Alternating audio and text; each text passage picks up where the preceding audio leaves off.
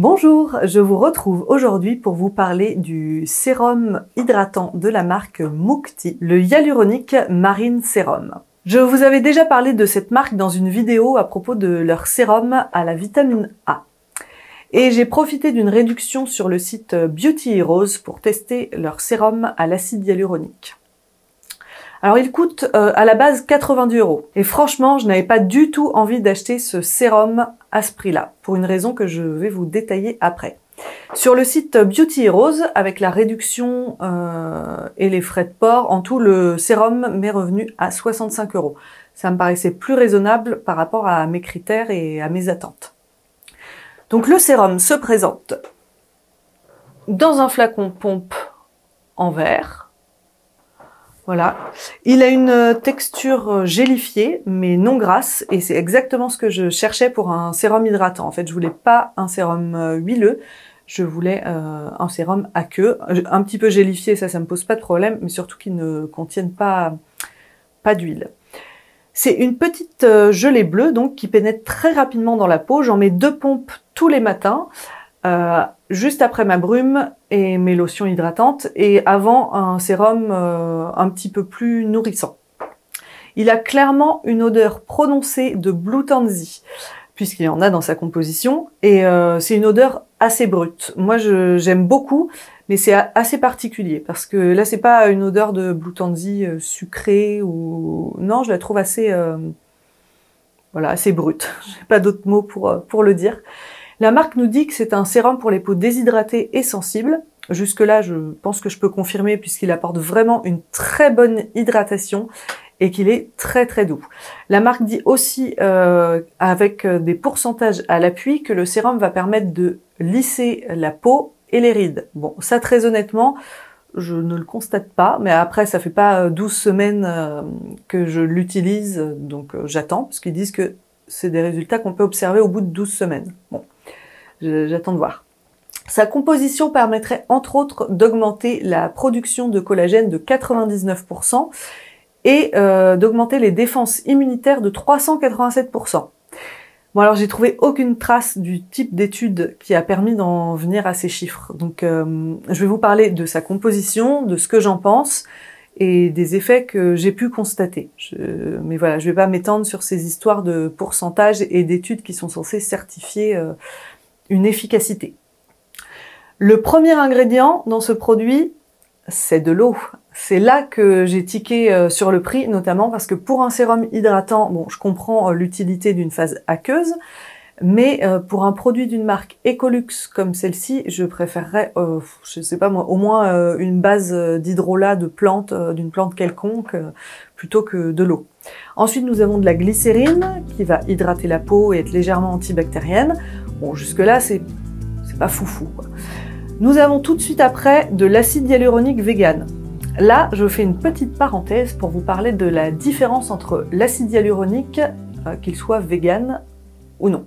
L'acide hyaluronique non vegan est fabriqué à partir de crête de coque, alors que celui qui est vegan va être fabriqué à partir de la fermentation de végétaux par de bonnes bactéries.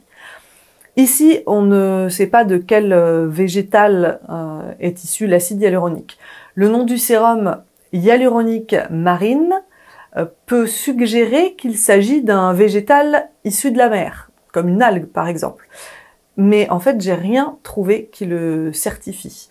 Il n'y a rien qui montre que ça soit un végétal marin.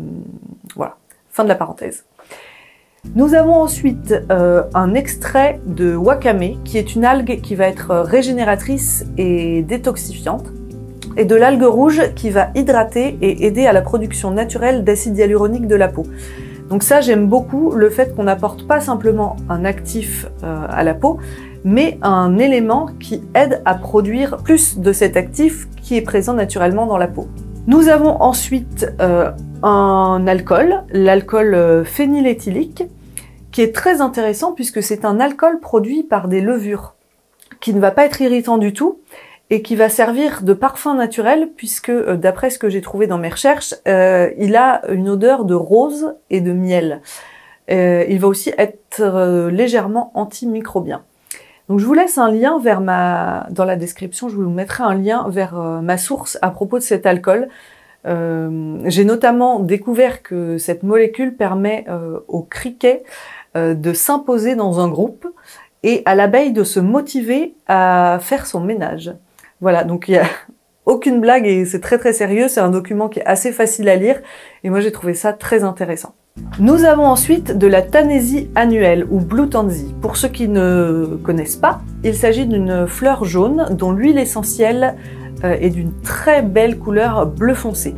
En fait, au moment de la distillation, le mélange des fleurs et des feuilles forme un composé, le chamazulène, qui a cette couleur bleue et qui a des grandes propriétés anti-inflammatoires et apaisantes. Cette huile essentielle va notamment être très bonne pour les peaux irritées, couperosées, sèches, sensibles, malmenées, quoi, mais aussi pour lutter contre l'acné car elle est antibactérienne en plus d'être anti-inflammatoire. Donc c'est vraiment une huile que moi j'aime beaucoup. L'odeur est très particulière, mais moi j'adore. Nous avons ensuite d'autres composés naturels pour stabiliser le mélange, comme un émulsifiant pour que l'huile essentielle se mélange bien à la phase aqueuse du sérum, mais qui pour certains d'entre eux ont aussi un rôle dans le fait de prévenir la perte d'hydratation de la peau. En fin de composition, nous avons de l'extrait de fleur de sureau qui va calmer les irritations. Bon, j'ai pas les pourcentages pour chaque composant, mais étant donné que l'extrait de fleur de sureau arrive après les émulsifiants, j'ai des doutes sur le fait que la concentration soit suffisante pour avoir un effet, mais peut-être que je me trompe. Maintenant, ce que j'en pense. Bon, déjà, c'est le premier soin visage que je rachète, parce que, oui, alors toujours avec une réduction, hein, bien sûr, mais j'en ai racheté un deuxième avant d'avoir fini le premier, pour être sûr de ne pas en manquer. Et ça, c'est parce qu'il a passé mon test ultime. Donc associé à toute ma routine du matin, hein, bien sûr, je dis pas qu'il y a que lui qui a fait ça, mais je me suis rendu compte que c'était le seul sérum hydratant, même si j'en ai pas testé des dizaines non plus, hein, avec lequel ma peau ne tiraillait pas en fin de journée. Rien que ça, pour moi, voilà, je trouve qu'il a la classe. Donc sur moi, il remplit très bien son rôle premier, qui est d'hydrater. Après, je reste mitigée, notamment concernant la communication de la marque, parce que le nom du sérum, hyaluronique marine, laisse penser que l'acide hyaluronique qu'il contient est d'origine marine. Vu que j'ai rien trouvé qui aille dans ce sens-là, j'en ai conclu que c'était plutôt la couleur bleue du soin qui pouvait évoquer la mer et que le nom doit venir de là. Et puis peut-être des algues aussi qu'il contient. Mais du coup, je me suis dit que c'était plus un truc de com. Et moi, les marques qui axent leur marketing sur des choses pas très claires, bon voilà, j'aime pas trop. Ensuite, ce qui m'a dérangé aussi un petit peu, c'est les chiffres qui sont avancés sur les bénéfices de ce sérum, qui ne sont pas du tout sourcés. Il n'y a pas de c'est une étude réalisée, une étude clinique sur 30 personnes ou 150. Il n'y a rien, en fait, il n'y a rien du tout. Donc bon, j'ai du mal à croire qu'une marque comme ça invente des chiffres complètement sortis de nulle part, mais ça pose question quand même. Est-ce que c'est eux qui ont fait l'étude? Ça se trouve, ils ont pris des chiffres d'une autre étude, mais moi je veux bien, hein, mais rien n'est dit. Et ça me dérange aussi beaucoup. Pour finir, je suis quand même mitigée sur sa composition. Elle est parfaitement clean, alors ça, il n'y a pas de problème pour la peau, pour l'environnement, et donc c'est très bien. Mais bon, il y a certes des ingrédients précieux et nobles dedans, ça, il n'y a pas de problème. Mais il y a aussi de l'eau en premier ingrédient. Et pas mal d'agents de texture. Les agents de texture, ils sont pas trop mal choisis, hein. Il y en a certains, comme je vous ai dit avant, qui ont un petit effet sur la peau. Mais c'est pas leur rôle principal d'avoir un effet sur la peau.